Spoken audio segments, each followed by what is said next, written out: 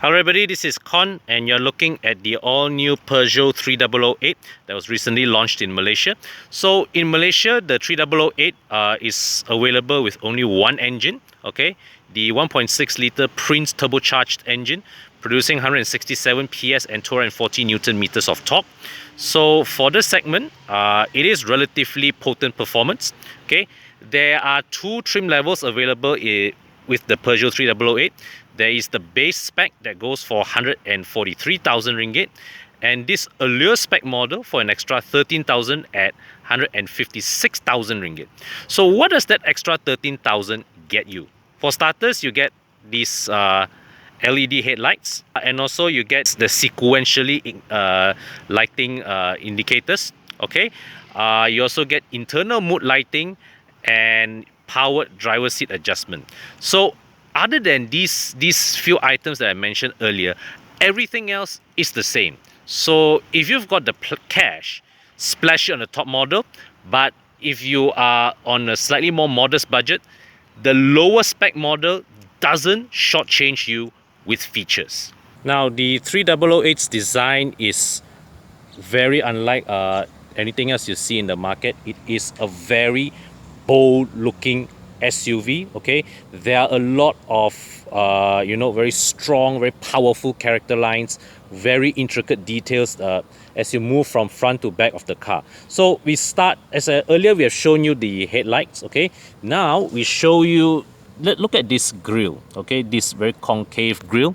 As you can see, all these little chrome in each individual chrome elements, the Peugeot lion and all. So this is a very what they call a very three-dimensional looking grille. And also look closely at this. There's this this line that comes up here, so it sort of like reminds you of the incisor tooth of a predator. Okay, now look down here.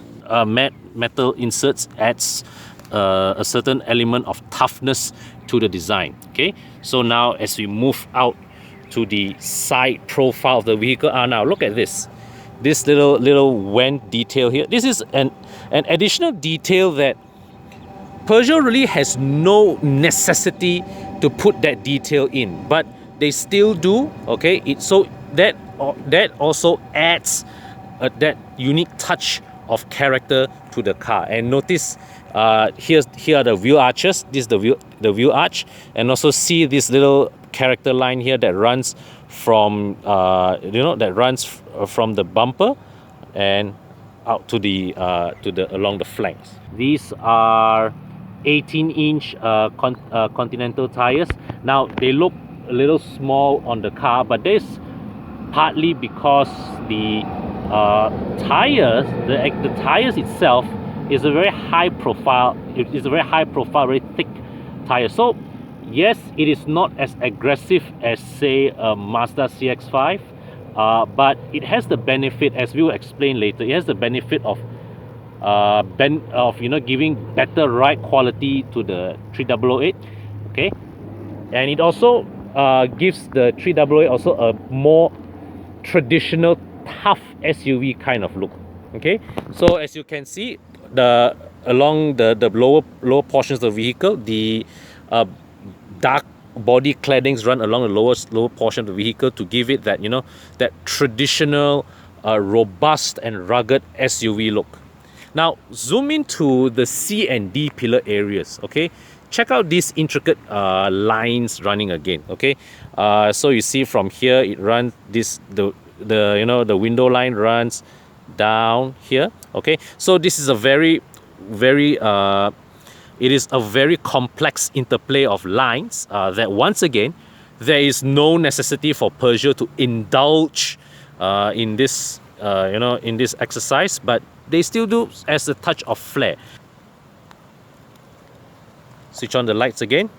Yes, as you notice, you can actually remotely switch the lights on from the remote control. A very nifty touch that I don't get to try with other test cars. Okay, so from here you see this. This is what Peugeot calls the three-claw tail light design. It's unique. Once again, it's a very unique design touch. The rear end, compared to the rest of the vehicle, it looks it looks low-key enough, but still relative to the segment, right? This is overall a vehicle that looks unlike anything else in the market. So Peugeot people tell me that despite its pricing, the 3008 is not aimed at mainstream SUVs such as the Honda CR-V, the Mazda CX-5, Subaru Forester, and all the other Japanese cars. But you know, instead they are setting their sights as a slightly more affordable alternative to premium SUVs. Sorry, the strongest backing to that claim comes inside. This interior is definitely one of the most adventurous, the boldest design interior that you would find in this segment. Take a look at this section of the cabin.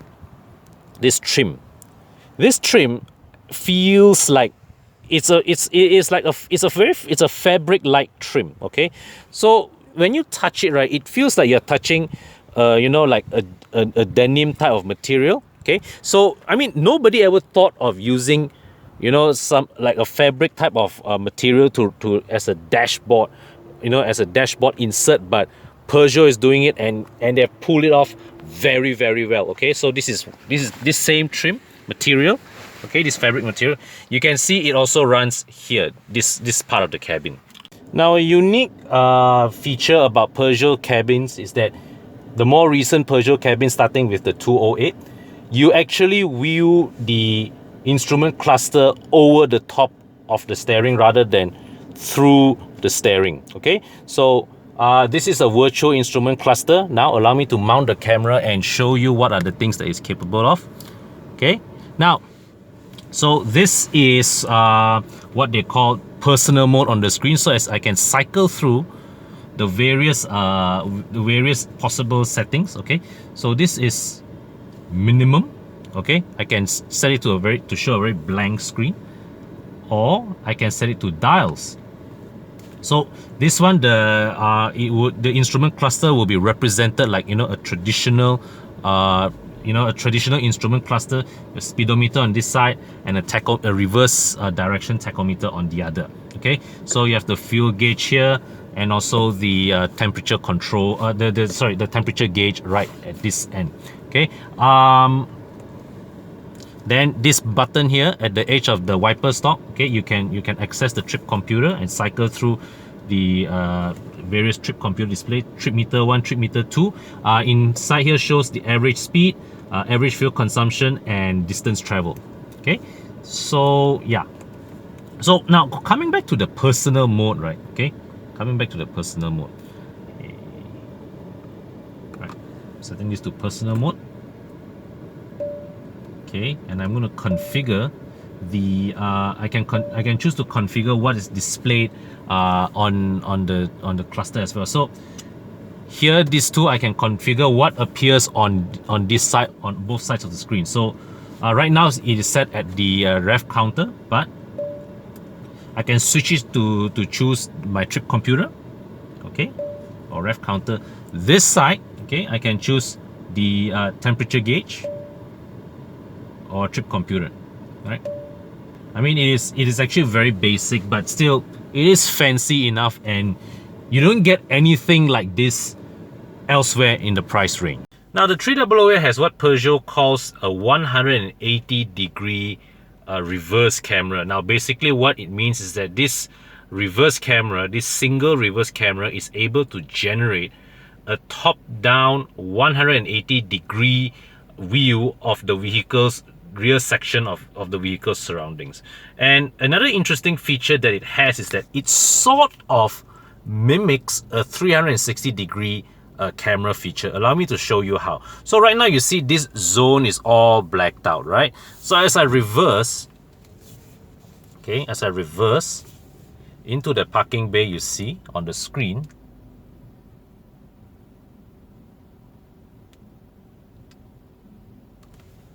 slowly. Now you will notice that the right section of the screen, okay, slowly reveals it's as if it slowly reveals you know, a 360-degree view of the car surrounding, but it's actually a time delayed, you know, capture of the image before this, which the computer cleverly stitched it together to give you a sort of delayed view of your car's surroundings. It's not real time. It is not a full-fledged 360-degree camera, but it is nevertheless an impressive utilization of just one camera to give you a more complete view of your car's surroundings. So the center console of the 3008, okay, is a very minimalist design. You have this freestanding screen and 2 rows of buttons, and the aircon vent in the middle. Okay, so this is the volume control. This row of buttons are shortcuts for the infotainment screen. Okay, so except this one, this is the hazard light blinkers. Okay, now then this row, these are heated seats. This is for your seat ventilation, and also this is the aircon recirculation, door lock, and also the windscreen heating. Okay, now let's explore the infotainment system, starting with this. This is the audio. Okay, so you can choose radio or Bluetooth, or okay, coming back to the screen, then you can choose, this is for manual frequency adjustment, right? Okay, then you can select from a list of channels which the computer has self-search for you. Okay, here are your presets, adjusting your presets, and also options. Okay, yep, so FM band. Okay, now come back. Then you have your, this is your setting center, which you can adjust, you know, for dark. Okay, that shuts off the screen apparently. So this is just the brightness adjustment. Okay, profile. Okay, of course I'm not going to bother with this one because this is not my own car. This is your screen configuration. This is your configurator. Okay, online system configurator, so you can configure various systems. Okay, system info, units, like this one very basic lah. Okay, then you can also control your language. Various wide range of languages available. I don't think got Malay. Got Malay.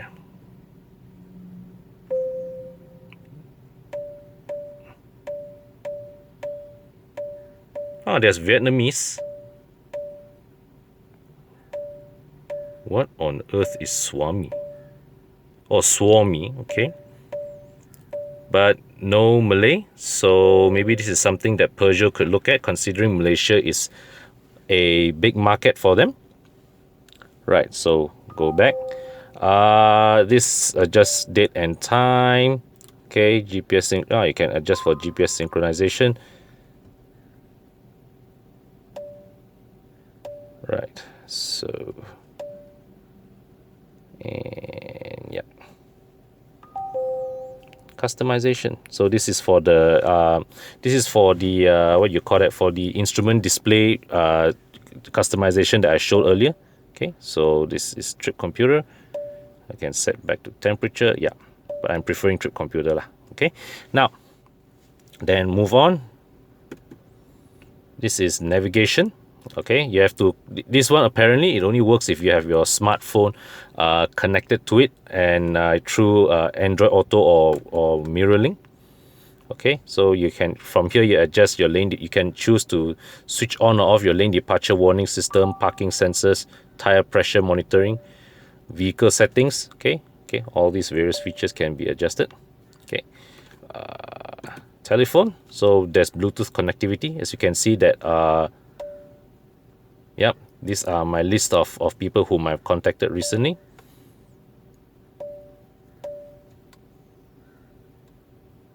Yep, so as you can see, these are all the various SMSs that I've been receiving. So this is the rear section of the 3008's cabin. Okay, look inside. So we have 3 individual headrests for the rear passengers. Okay, central rear armrest with 2 built-in cup holders, and also a lid to access the luggage area. Okay, now close this.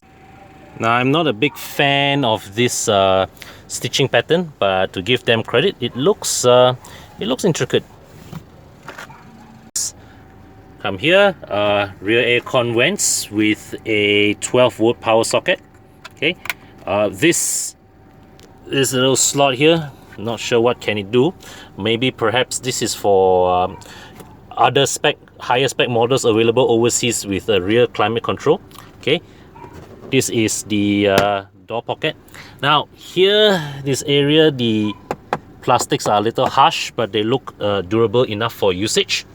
So here, the back seat, right, sitting here, I've got an individual headrest and about this much of headroom available. Moving down, the leg room. Okay, this is my driving position.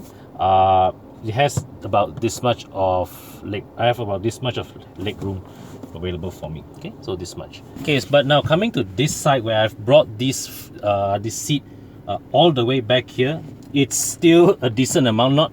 I don't imagine any front passenger will be seated this far back. So this is your minimum baseline of rear leg room.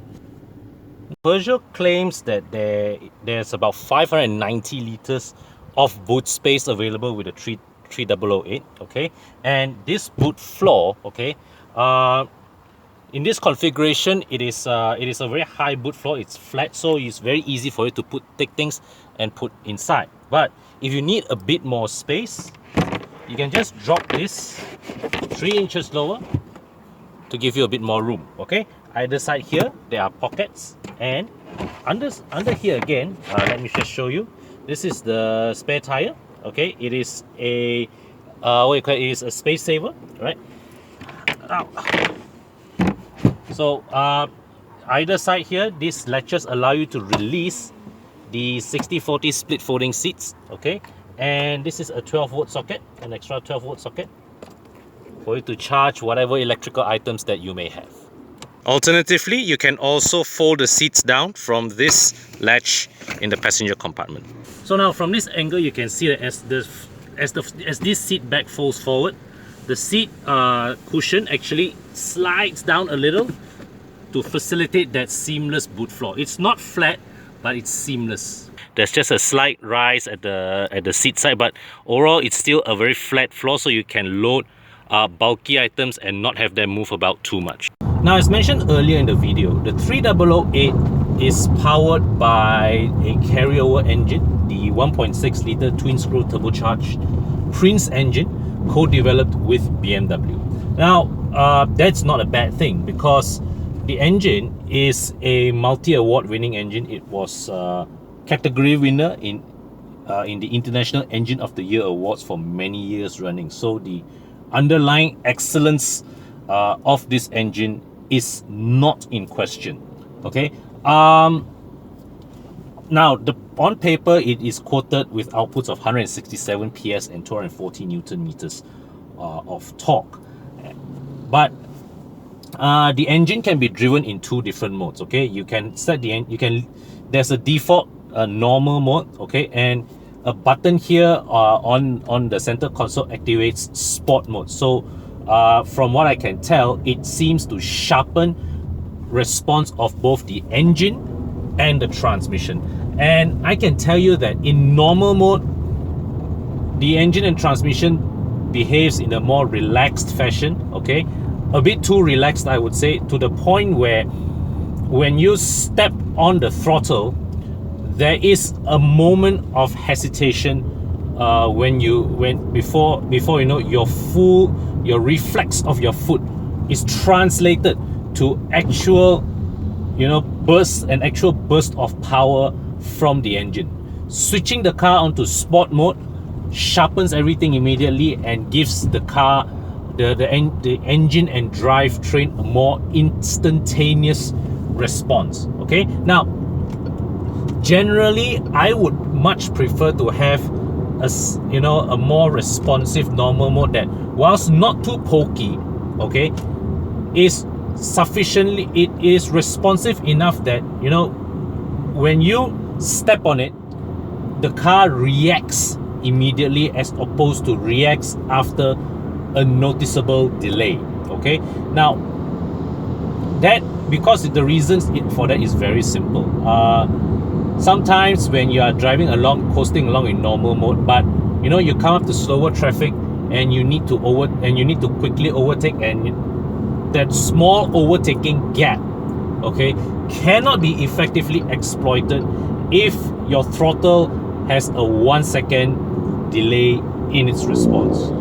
So this kind of exposes also the Prince engine's aging, you know, its age, okay, because this is a decade-old powertrain. So overall, in terms of performance, the 3008 it still offers plenty of performance. It still offers very usable performance. You do need to set it in sport mode to get the best of it, okay? But that being said, as a whole, it is no longer the segment's best. It is good, but it is no longer best in class, okay? Fair to say. Handling wise, it is competent. This car has independent suspension at the front and a torsion beam at the rear, which is not my preferred suspension setup, to be honest with you, especially not for a car that calls itself an SUV, okay? But that being said, for a car that is underpinned by a front McPherson and rear torsion beam setup, the 3008 handles competently enough. When you show it some twisty bends, it does not hide its, you know, its tall center of gravity that well. But you know, for in the context of a family SUV, it handles sharply and well enough. And you know, this small little steering, this sporty little steering, also the steering response also is sharp and it is quick. Yeah. Plus point, okay, that the definite highlight of this car's dynamics would be its comfort. This is where the conservative tire choice made by Peugeot really pays dividends, because the car just glides over surface imperfections with very, very commendable composure. It is second best perhaps to a Mercedes-Benz GLC 200, but that being said, a GLC 200 costs double the price and at the same time misses out on a few equipment that the 3008 has to offer. So I mean, in the context of its price, right, the overall performance, dynamics and comfort, the overall blend of these qualities is decent. It is not best in segment, but it is decent. But one thing I'm not too fond of with the 3008 are the brakes, okay? Not so much the brakes themselves, okay? The brakes bite well, but it is the modulation of the brake pedal. So it is not easy to modulate the brakes to bring the car to a smooth stop. Yeah, the brakes themselves bite well, but it is the modulation of the pedal that requires a bit of finesse from the driver's part. So to sum up the 3008's case, it is still a bit of a left field model, but it is not quite the oddball that its predecessor once was, okay? This vehicle, the second generation 3008, at the very least, it still has a body shape that one will easily recognize as an SUV, but at the same time, it is lined with very unique, very distinctive design cues that gives this car an appearance quite unlike any other within the segment. So if you are looking for something, you know, at this price range that stands out from the crowd, this is the car that you want, okay? Inside, same story. Build quality is okay, but design-wise, this futuristic cabin is what you want to impress your peers, okay? The driving experience is okay. The engine is pokey, but it's no longer the class-leading powertrain that it once was, okay? But you know, for day-to-day use, it is powerful enough, okay? The handling wise is decent, it is responsive, a bit too pokey at times, but on the flip side is that the suspension is comfortable. So when you go over bumps, you go over potholes, the springs and dampers absorb it without too much fuss. Okay, and of course, finally, the equipment list is generous. Okay, even when you start from the base model, okay, you get a very long list of kit, and then when you up spec to the Allure model as tested here, you get a few additions to you know, to give it that final gloss. Okay, but overall, the value for money package is fantastic within the context of its price. Okay, so that sums it up for this video. Yeah, the 3008, it's a left field choice, but it is one that is very good looking and packed with exceedingly good value. So as announced earlier, okay, I've recently joined the Evo Malaysia team together with Bobby and Bing. Okay, so each of us have our own personal channels, okay, from which we will, you know, deliver our own individual video content. So the way things work moving forward, okay, is that when the Evo Malaysia team gets a test car, we will try to offer you more than one opinion, and we do not restrict ourselves in having to agree with each other. There are instances where Bobby and I, we do not see eye to eye in our opinions of certain cars. So the idea is that we want you, okay, the viewers, we trust your intelligence to also come to your own conclusions to determine what car best suits you. Okay, so yeah, so anyways, that's it from me for this video. Yeah, there will be more videos coming. So as far as the 3008 is concerned, Bing previously attended the 3008 media drive, and she had already earlier posted her video and written article. Okay, Bobby himself also has recorded a video for this car. I will be also producing a written review of this 3008 to be published on evomalaysia.com soon. Yeah, so until my next video, thanks for watching. Bye for now.